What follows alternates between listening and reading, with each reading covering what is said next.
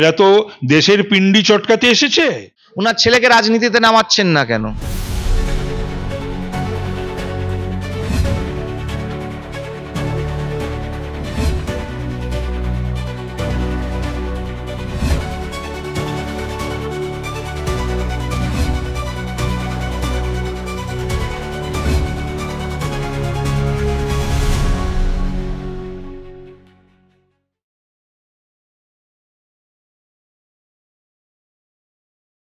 তদন্তের বিষয় এবং বিচারালয় বিষয়, এ বিষয়ে আমি কোনো মন্তব্য করব না। তবে দুর্ভাগ্যজনক যে পার্থ চ্যাটার্জি সমস্ত দুর্নীতি সঙ্গে শিক্ষামন্ত্রী হিসাবে যুক্ত ছিলেন। এটা বাংলার খুব দুর্ভাগ্যজনক। বাংলার মন্ত্রীরা বিভিন্ন দুর্নীতির সঙ্গে যুক্ত হয়ে যাচ্ছে। যদি না হন তারা সেগুলো নিয়ে, তো এই এত বড় বড় উকিল, তারা তো সেগুলো নিয়ে তারা কেস করতে পারেন, সেগুলো তো করেননি বা করছেন না। ইডি চার্জশিট দিয়েছে, সেখানে তিনি বলেছেন যে চন্দ্রনাথ সিনহা তিনি 159 জনকে বেআইনিভাবে চাকরি দিয়েছেন, প্রায় 8 লক্ষ টাকা করে তাদের থেকে নিয়েছেন, মোট সম্পত্তির পরিমাণ হচ্ছে প্রায় 12 কোটি টাকা। শুনলাম আমি, এটা নিয়েও আমার কিছু বলার নেই। তদন্ত চলছে, তদন্তে বেরিয়ে আসছে এবং বিচারপতিরা বিচার করছেন। 3টে ধাপ আছে এই দুর্নীতির। একটা হচ্ছে যে মানুষকে আমি চাকরি দিলাম আউট অফ দ্য ওয়ে, আরেকটা স্বজন পোষণ, আরেকটা ঘুষ নিয়ে টাকার বিনিময়। তো গরিব মানুষকে যদি চাকরি কেউ দিয়ে থেকে থাকে, সেই পরিবারটাকে বাঁচানোর জন্যে এই চাকরির বাজারে, সেটা অতটা, আমার কাছে অন্তত অতটা অপরাধের নয়। কিন্তু স্বজন পোষণ এবং অর্থের বিনিময়, ঘুষ নিয়ে টাকার বিনিময়, এই যে নিয়োগ দুর্নীতি সারা বাংলায় এবং সমস্ত নিয়োগের ক্ষেত্রে আর সমস্ত ডিপার্টমেন্টে, এটা বাংলার মানুষের মনকে নাড়া দিয়েছে। এবং এটা কিন্তু বাংলায় কখনো ছিল না। বাংলায় চাকরি হয়তো এর আগে অনেক সরকারি দিয়েছে, তাতে হয়তো বড় জোর দলের ছেলেদের বা স্বজন পোষণও হয়তো হয়েছে, কিন্তু অর্থের বিনিময়ে চাকরি, ঘুষ নিয়ে চাকরি, টাকার বিনিময়ে চাকরি না, বাংলায় কখনো হয়নি, এই প্রথমবার। মেদিনীপুরেও দেখা গেছে যে বিএলও তালিকা, সেখানেও তৃণমূল কাউন্সিলরদের না। তৃণমূলের এছাড়া উপায় নেই। তার জন্যই তো SIR নিয়ে যে দল বা যে দলের সর্বোচ্চ নেত্রী সবসময় ভোটার লিস্ট নিয়ে সোচ্চার ছিলেন, CPM এর সময়, বা পার্লামেন্টের সদস্য হিসাবেও কেন্দ্র সরকারকে বলতেন, পার্লামেন্টের মধ্যে আলোচনা চাইতেন, গোছা গোছা কাগজ অনুপ্রবেশকারীদের নাকি নাম সম্বলিত ছুড়ে দিতেন। এর থেকেই বোঝা যায় যে SIR, স্পেশাল ইন্টেন্সিভ রিভিশন হলে এত তাদের জ্বালা বা যন্ত্রণা কেন। শাসক দল ওয়াকফ আইনকেও চ্যালেঞ্জ করেছিল, কিন্তু সুপ্রিম কোর্ট সেই মামলা খারিজ করে দিয়েছে। তাহলে তো ফের একবার সুপ্রিম কোর্টের সামনে রাজ্যের মুখ। না না, রাজ্যের কেন, আমি বলছি এই ওয়াকফ নিয়ে রাজ্য শুধু নয়, এই ইন্ডি জোটের এরা তো দেশের পিন্ডি চটকাতে এসেছে। তো সুতরাং এরা ওয়াকফ নিয়ে অনেক কিছুই বলেছিল, করেছিল, ইয়েতে গেছিল, সুপ্রিম কোর্টে গেছিল। বিষয়টা হলো যে এইগুলো পূর্বতন সরকার এবং আমাদের দেশে যা যা এইসব ওয়াকফ নিয়ে করে গেছে, এগুলো তো ঠিক করে যায়নি। এগুলো তো ওয়াকফের যে কারণটা, যে কজটা, যে কারণে ওয়াকফ প্রপার্টি, এখন তো দেখা যাচ্ছে এই সমস্ত বিভিন্ন মুসলিম ধর্মীয় নেতারা বা রাজনৈতিক নেতারা, তারা তো এই ওয়াকফের নামে, ওয়াকফ সম্পত্তির নামে, তারা তো এরকম শয়ে শয়ে হাজার হাজার কোটি টাকার তহজ নহজ হয়েছে। এবং মোদিজি বা এই গভর্নমেন্ট, বিজেপি গভর্নমেন্ট প্রতিটি ক্ষেত্রে যে বন্দোবস্ত ব্যবস্থা নিচ্ছেন তার কোনো তুলনা নেই। এর পূর্বে কেউ নিতে সাহস করেনি, যেটা মোদিজি বা বিজেপি সরকার যে সাহসটা দেখাচ্ছে বা দেখাবেও আগামী দিনে। গুলশান কলোনি কাণ্ডে যে দুজন মূল অভিযুক্ত তাকে আমরা প্রতি মুহূর্তে দেখছি সোশ্যাল মিডিয়ায় খুব অ্যাক্টিভ, কিন্তু রাজ্য সরকারের পুলিশ বলছে তারা ফেরার তাদের ধরতে পারছে না, অথচ মিনি ফিরোজ সে তৃণমূলের কাউন্সিলরকে থ্রেট দিচ্ছে। না, ব্যাপারটা হলো সে তৃণমূলের কাউন্সিলরকে থ্রেট দিলে কেউ, তৃণমূলের কাউন্সিলরের থেকে ওই সমস্ত গুলশান কলোনির যে দুর্বৃত্ত তারা অনেক আদরের পাত্র তৃণমূলের কাছে বা প্রশাসনের কাছে বা পুলিশের কাছে বা তৃণমূলের মন্ত্রী নেতাদের কাছে। বিষয়টা হলো যে এই গুলশান কলোনি নিয়ে এত দিন ধরে এত চর্চা, এত কথা, এত বার্তা এবং সংবাদ মাধ্যমে আসছে, কিন্তু কোনো হেলদোল নেই সরকারের বা পুলিশ প্রশাসনের। এটাই খুব দুর্ভাগ্যের যে আমরা কোথায় বাস করছি, কোন রাজত্বে বাস করছি, এবং আমাদের সেই অর্থে কিন্তু কারুরই তৃণমূল তৃণমূল কারুরই কিন্তু জীবনের কোনো নিরাপত্তা নেই। লালবাগে আমরা জানি যাদবপুরে যে ছাত্রীর মৃত্যু হয়েছে সেটা সাধারণ মৃত্যু বলে চালিয়ে দেওয়া হয়েছে, কিন্তু সেই ছাত্রী অনামিকার বাবা সে লালবাজারে এসে এফআইআর দায়ের করেছে যে তার মেয়েকে খুন করা হয়েছে।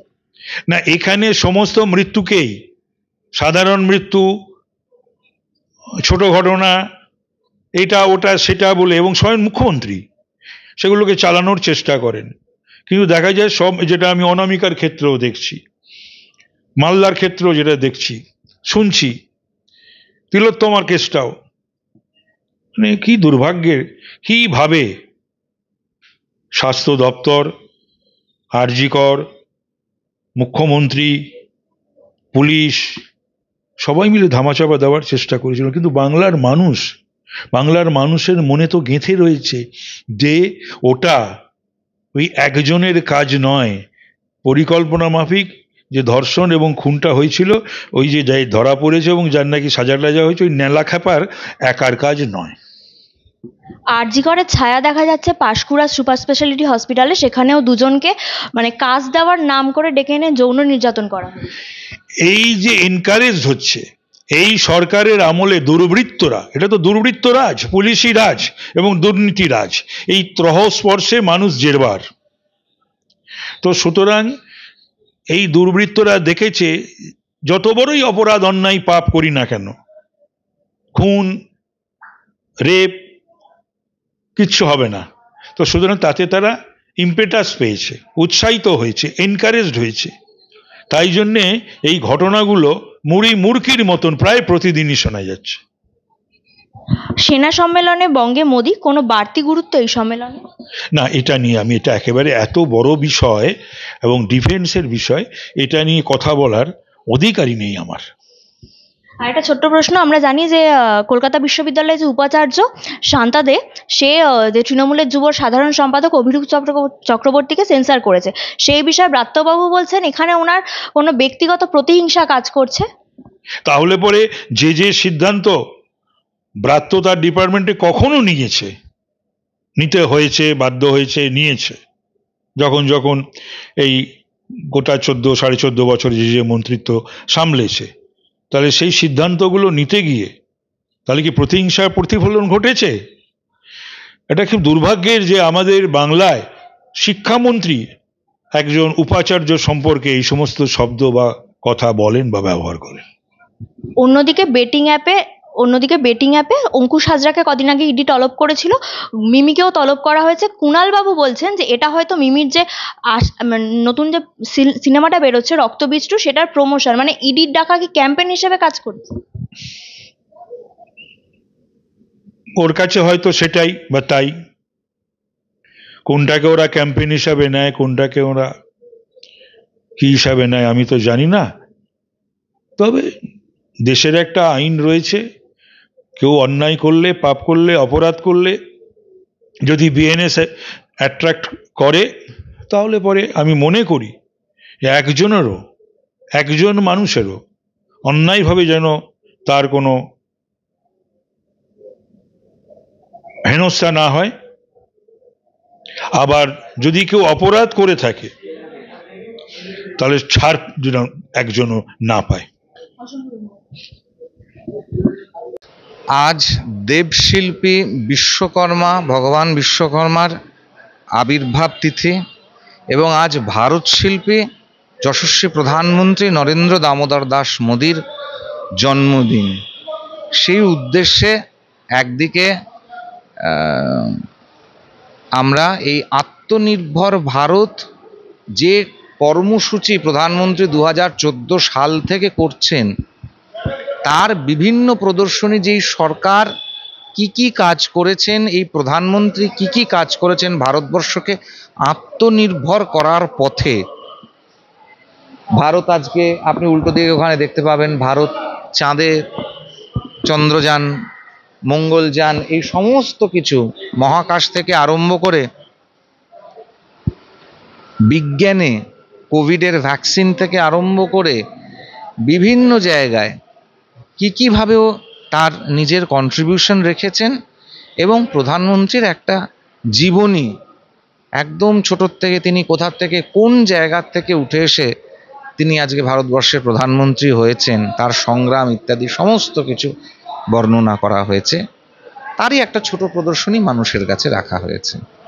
কিছুদিন আগে সেনা সম্মেলন ছিল, সেখানে আমরা মোদিজিকে দেখেছি। রাজ্যের বিভিন্ন এমন ইস্যুতে মোদিজি বারবার বঙ্গে আসছেন, কিন্তু রাজ্যের যিনি মুখ্যমন্ত্রী, ওনাকে তো মানে রাজ্যের কোনো ইস্যুতে দেখা যাচ্ছে না। উনি বরং উত্তরকন্যায় বসে প্রতিবেশী দেশের শান্তি কামনা করছেন। না না, রাজ্যের ইস্যু কেন, উনি তো পারিবারিক ইস্যু ছাড়া আর কোনো ব্যাপারই ওনাকে দেখতে পাওয়া যায় না। যে পরিবাররা তৃণমূলের 4 আনা 8 আনা 10 আনা 1 টাকা করে কামিয়ে দিচ্ছে, 4 আনা রাখছে, 75 দিয়ে দিচ্ছে, উনি তাদের ব্যাপারেই বেশি ইন্টারেস্টেড আছেন। বাকি তো ওনার তো আপনা কাম বান্তা তো ভাঁড় মে যায় জানতাই অ্যাটিটিউড তো আমরা দেখেই নিয়েছি। তাই জন্যে পশ্চিমবঙ্গের আজকে বিশ্বকর্মা পুজো, সৌরভ গাঙ্গুলির তো বিরাট বড় কলকারখানা উদ্বোধন করার ছিল, তো আমরা দেখলাম সৌরভ গাঙ্গুলি নাকি এখন পুজোয় জামা কাপড় বিক্রি করছে। তো আজকে শিল্পের দেবতা, সেখানে একটা শিল্পাঞ্চলের উদ্বোধন তো আজকে করা যেত। আজকে এই কিছুক্ষণ আগেই বারুইপুর থেকে আসছিলাম, বারুইপুর মানে যাদবপুর লোকসভা, যাদবপুরের ওপর দিয়েই যেতে হয়।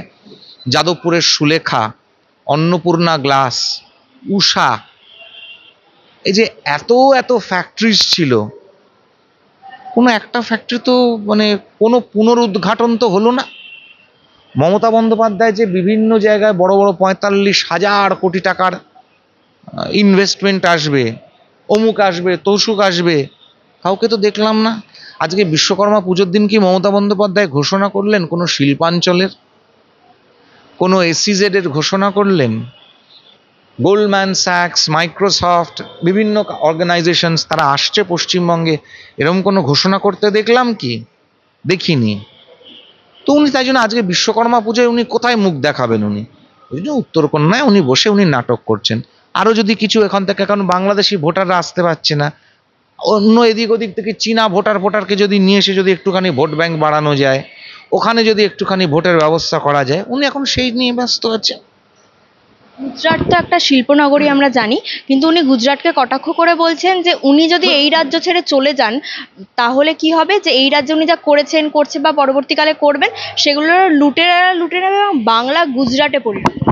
না, বাংলা গুজরাটে পরিণত হবে এটা তো উনি একদমই বলেছেন। ভারতীয় জনতা পার্টি ক্ষমতা এলে পরে বাংলায় তো প্রচুর পরিমাণের আরেকটা গুজরাট, আহমেদাবাদ, সানন্দ, এই সমস্ত জায়গায় পরিণত হবে, উনি এটা ঠিকই বলেছেন। এখন উনি বাঙালি তো বাংলা ভাষায় কথা বলেন, উনি এখন বুঝতে হবে অন্নপূর্ণা ঈশ্বরী পাটনির মতন উনি দর্থক শব্দে কথা বলেছেন। উনার দলের লোকেরা বুঝতে না পারে ওই ভূত নাচাইয়া পতি ফেরে ঘরে ঘরে না মরে পাষাণ বাপ দিলা হেন বরে, উনারা এখন ভাবছেন ঈশ্বরী পাটনি যা ভেবেছেন উনার দলের লোকেরা তাই ভাবছেন, কিন্তু উনি বলেছেন অন্য কথা। উনি ভালো কথাই বলেছেন। তো উনার যাওয়ার সময় হয়ে গেছে, উনি যাবেন এবং উনি গেলে পরে বিশ্বকর্মার আবির্ভাব, বিশ্বকর্মার আগমন পশ্চিমবঙ্গে আবার হবে। হাওড়াকে শেফিল্ড অফ বেঙ্গল বলা হতো, সেই শেফিল্ড অফ বেঙ্গল আরেকবার তৈরি হবে। নানান জায়গায় অনেক কল কারখানা, শিল্পাঞ্চল, ডিপ সিপোর্টস থেকে আরম্ভ করে রাস্তাঘাট, 3rd Hooghly bridge, 4th Hooghly bridge, 5th Hooghly bridge, একের পর এক ব্রিজ কানেকশনসে এপার ওপার কানেক্টিভিটি বাড়ানো, বর্ডার সিল করা, এ সমস্ত কিছু হবে। উনি তো বলছেন উনি সব অপমান সহ্য করে রয়ে গেছেন একমাত্র এটা ভেবেই যে উনি বাংলাকে ভালোবাসেন। না, উনাকে অপমানটা কে করেছে? উনি যদি এখন ফিরাদ ববি হাকিমের কথা বলেন, যিনি উনার টালির চালে ঢিল মেরেছিলেন, উনি যদি এখন বলেন যে উনার দলের যারা যারা উনার সম্বন্ধে কথা বলেছেন, সৌগত রায় যে হাজরা মোড়ে দাঁড়িয়ে উনার পিতৃ পরিচয় জানতে চেয়েছিলেন, এই অপমানগুলোর যদি উনি কথা বলেন, বা 2014 সালে ভবানীপুর অ্যাসেম্বলি সিটটা তথাগত রায়ের কাছে লোকসভা নির্বাচনের সময় পরিপ্রেক্ষিতে তথাগত রায়ের কাছে যে উনি ভবানীপুর অ্যাসেম্বলি সিটটা হেরে গেলেন, তখন যে উনার ভাইপো বলেছিল অনেকেই তো অনেক সিট হেরে গিয়েছে, এইটা যদি অপমান হয়ে থাকে তাহলে দেখুন তার দায়ভার তো আমাদের নয়, এটা উনার দলের লোকের কাছে বলা উচিত। বা যে সিদ্দিকুল্লাহ চৌধুরীরা যে বলেছেন যে দক্ষিণ কলকাতায় মমতা বন্দ্যোপাধ্যায়ের বাড়ি, দক্ষিণ কলকাতায় কালীঘাটের মন্দির, অভিষেক বন্দ্যোপাধ্যায়ের বাড়ি, এই পুরো দক্ষিণ কলকাতাটা ওয়াকফ বোর্ডের সম্পত্তি, এটা দেখুন এই অপমানের কথা তো উনাকে সিদ্দিকুল্লাহ চৌধুরীর সঙ্গে বলতে হবে, উনি তো আমাদের দলের লোক নন, আমরা বলতে পারবো না। বা ফিরাদ ববি হাকিম যে বলেছে আগামী দিনে 50% পশ্চিমবাংলার মানুষকে উর্দু ভাষায় কথা বলতে হবে, বা ফিরাদ ববি হাকিম যে বলেছেন যে দুর্ভাগ্য যারা ইসলামে জন্মগ্রহণ করতে পারেননি, মানে মমতা বন্দ্যোপাধ্যায় যেহেতু বন্দ্যোপাধ্যায় পদবিটা ব্যবহার করেন, আমি সেই জন্য বলছি যে তার মানে আমি ধরে নিচ্ছি মমতা বন্দ্যোপাধ্যায় হিন্দু ঘরের, তো তাহলে হয়তো উনার এই অপমানটা গায়ে লেগেছে। তবে এটা তো ফিরাদ ববি হাকিমের সঙ্গে উনাকে নিজেই বোঝাপড়া করে নিতে হবে না, এটা তো আমরা কিছু করতে পারবো না। গুলশান কলোনি কাণ্ডে যারা মূল অভিযুক্ত, একজন বিহারে রয়েছে এবং একজন কলকাতাতেই প্রতি মুহূর্তে সোশ্যাল মিডিয়া অ্যাক্টিভ, কিন্তু পুলিশ বলছে তারা ফেরার, গ্রেফতার করা যাচ্ছে না। গুলশান কলোনি মানে হচ্ছে কসবা মানে হচ্ছে জাভেদ খানের ছেলে।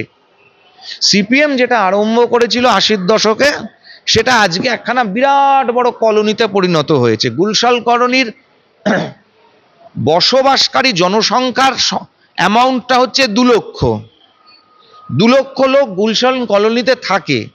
2 লক্ষ লোক মানে হচ্ছে একটা গোটা বিধানসভার ভোটার হয় 2 লক্ষ। সেখানে 3000 লোকের ভোটার আইডি কার্ড, আধার কার্ড ইত্যাদি পিসিমণি ভাইপোরা সব ব্যবস্থা করে দিয়েছেন, আর ওখানে পিসির যে বিধায়করা আছেন তারা ব্যবস্থা করে দিয়েছেন। এবারে এসআইআর হবে বলে বাকি যে আরো 1,97,000 সেটা এখনো অবধি হতে পারেনি, আটকা পড়ে আছে। তো এই 2 লক্ষ লোক এলো কোথার থেকে? এর জবাব তো মমতা বন্দ্যোপাধ্যায় দেবেন, অভিষেক বন্দ্যোপাধ্যায় দেবেন, মালা রায় দক্ষিণ কলকাতার সাংসদ তিনি দেবেন, জাভেদ খান কসবার বিধায়ক তিনি দেবেন, ফ্যাজ খান জাভেদের ছেলে তিনি ওই চত্বরের কাউন্সিলর আশেপাশের, সুশান্ত ঘোষ দেবে। এবার সুশান্ত ঘোষের ওপর হামলা হচ্ছে ওই গুলশান কলোনির লোকেদেরকে দিয়ে করানো হচ্ছে কিনা, বা এই রাতবিরেতে একেবারে প্রকাশ্যে দিনের আলোয় যারা তারুশ করছে, এই ইসলামিক আগ্রাসন যারা করছে, তারা কোথা থেকে আসছেন, এর জবাব তো তাদেরকে দিতে হবে এবং ওখানকার প্রশাসনকে দিতে হবে, কসবা থানাকে দিতে হবে, আর যে থানার আওতায় পড়ে সে থানাকে দিতে হবে। বেআইনি বেটিং অ্যাপ পরিচালনার জন্য বিভিন্ন অভিনেতা অভিনেত্রীদের ডাকা হচ্ছে, ইডি তলব করছেন। মিমি চক্রবর্তীর নাম রয়েছে। কুণাল বাবু বলছেন যে মিমির যে আসন্ন ফিল্ম আছে রক্তবীজ 2, সেইটার নাকি প্রমোশন এটা। বুঝতে পারলাম না, কুণাল বাবু কি বলেছেন আরেকবার বলেছেন যে রক্তবীজ 2 যে ছবিটা পুজোয় আসছে, মিমি চক্রবর্তী অভিনয় করেছেন সেখানে, সেটার ক্যাম্পেইনের কাজ করছে ইডি। সেটা ক্যাম্পেইনিং এর কাজ করছে ইডি। আর কুণাল ঘোষ যে নিজে বলেছিল মমতার সারদার বেনিফিশিয়ারি, মানে মমতাকে চোর বলা কুণাল ঘোষ, তিনি হঠাৎ মিমি চক্রবর্তীকে ডিফেন্ড করতে লেগেছেন। এবার 2 দিন পরে তো উনাকে প্রশ্ন করা যেতে পারে উনার ছেলে কার টাকায় বিদেশে পড়তে গেছে, তার টাকার সোর্সটা কি, উনি জীবনে কত টাকা রোজগার করেছেন যে উনার ছেলেকে উনি ওখানে বিদেশে পড়তে পাঠাচ্ছেন, এতে পাঠাচ্ছেন। উনার ছেলেকে রাজনীতিতে নামাচ্ছেন না কেন? কত টাকা ইডি নিয়ে গেছে উনার কাছ থেকে? কুণাল ঘোষের কথা কোনো জবাব পশ্চিমবঙ্গের কোনো মানুষ প্রয়োজনীয়তাও বোধ করে না, ওনাকে মনুষ্য প্রজাতির মধ্যেই গণ্য করে না পশ্চিমবঙ্গের বাঙালি। কুণাল ঘোষের কোনো প্রশ্নের জবাব আমরা দিতে ঘৃণা বোধ করি। আর সায়নী ঘোষ তো ফ্ল্যাট অভিযোগ তো লেগেছিল, 2খানা ফ্ল্যাট নিয়েছে, ফ্ল্যাট নিয়ে ভেঙে মাঝখান থেকে দেওয়াল ভেঙে 2টো ফ্ল্যাটকে এক করেছে। তার সাথে সাথে ওই আরেকটা কে অভিনেত্রী ছিল নুসরাত, বাড়ি দেওয়ার নাম করে লোকের কাছ থেকে বাড়ি ফাড়ি নিয়ে নিয়েছে, বিভিন্ন জায়গায় কমপ্লেক্সে ফ্ল্যাট নিয়েছে, টাকা তুলে নিয়েছে। তো ওদের দলের অভিনেতা অভিনেত্রীদের তো এগুলো চলেছে। আরও ওদের কত অভিনেত্রী আছে ওদের দলে যাদেরকে হাওলা কাণ্ডে ব্যবহার করে। যারা যারা বাংলাদেশি সিনেমায় অভিনয় করেন তাদের ওপর তাদের মানি ট্রেলিং চেক করা হোক। আমরা দীর্ঘদিন ধরে বলে আসছি, বাংলাদেশে হাওলার মাধ্যমে টাকা পাঠানো এটা তৃণমূলের সঙ্গে যুক্ত বহু অভিনেতা অভিনেত্রীরা করে আসছেন বলে আমাদের সন্দেহ আছে, এবং আমরা সংবাদ মাধ্যমেও এই নিয়ে অনেক খবর দেখেছি। এই নিয়ে ইডি সিবিআই কেন তদন্ত করছে না? শতাব্দী রায়ের বাড়ির নিচে যে ওই ধরা পড়লো, ওই চিটিংবাজ কোম্পানিগুলো, সেগুলোর কি পরিণতি হলো এগুলো বলতে হবে, এগুলো জানাতে হবে। কদিন আগে মহুয়া মৈত্র তুলসীর মালাকে কাঠের মালা বলে কটাক্ষ করেছেন, কিন্তু সোমবার দিন ধর্ণামঞ্চ থেকে উনি বলেছেন যে একমাত্র বিজেপি নয়, সনাতনীদের কথা আমরাও ভাবি। তাহলে কি এটা ভোটের বৈতরণী পার করাচ্ছে? তৃণমূলের যারা নেতা নেত্রী আছে, যারা তাদের মধ্যে অনেকেই হিন্দু পদবীধারী আছে, এই ব্যানার্জি, মৈত্র, চ্যাটার্জি, গাঙ্গুলি এসব নিয়ে ঘুরে বেড়াচ্ছে, এদের প্রত্যেকের ডিএনএ টেস্ট হওয়া উচিত যে এরা আদৌ হিন্দু নাকি এরা ওই নাম এপিডেভিট করে হিন্দু সেজে বসে আছে।